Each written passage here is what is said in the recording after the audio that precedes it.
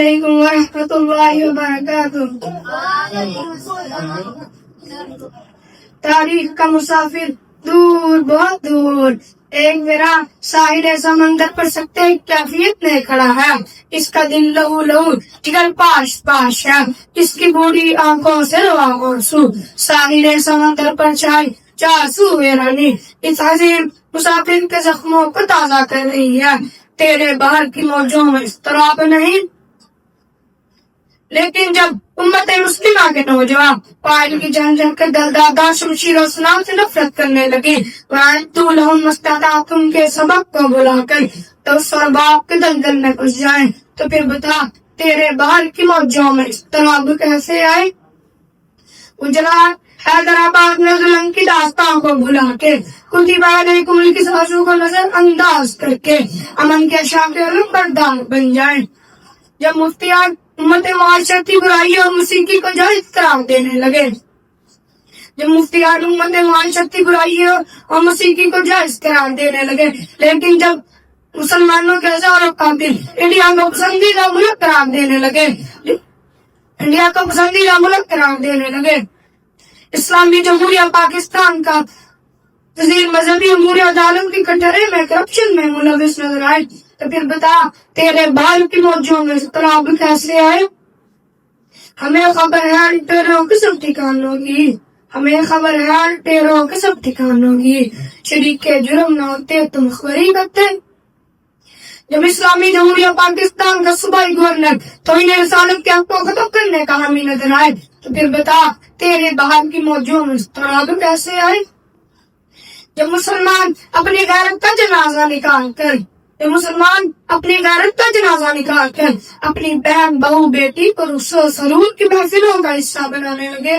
تو پھر تیرے بال کی موجوں میں اضطراب کیسے آئے؟ ہم کون ہیں کیا ہیں بخدا یاد نہیں، اپنے اسلاف کی کوئی بھی ادا یاد نہیں، ہے اگر یاد تو کافر کے ترانے اب بھی، ہے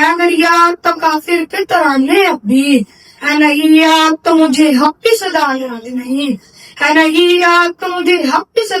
نہیں، بنتے ہوا کو نچاتے ہیں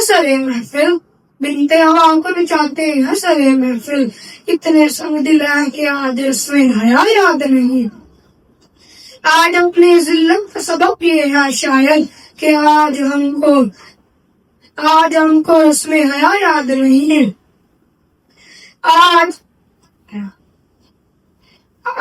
آج ہم کو اپنا ہی خدا یاد نہیں۔ جی ہاں سامعین محترم، خدا کی رحمتوں سے ناامیدی نہیں، تیرے بال کی موجوں میں اضطراب آ سکتا ہے، لیکن تجھے ابو بکر کی صداقت، عمر کی عدالت، عثمان کی شفاعت اور علی کی شجاعت کو اپنانا ہوگا، مصیبت و بغاوت کو ترک کر کے سمعنا واطعنا کا عملی تصویر بننا ہوگا۔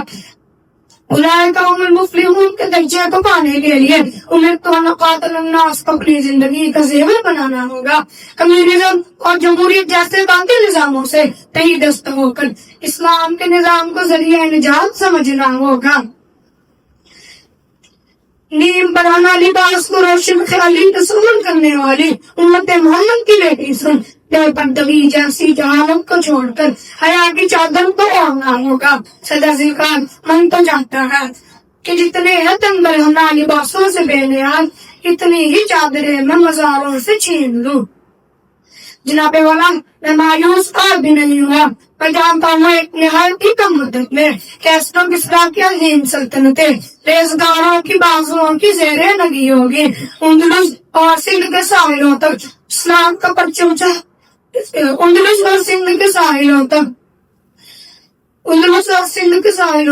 ان کے قدموں سے لڑ اٹھی،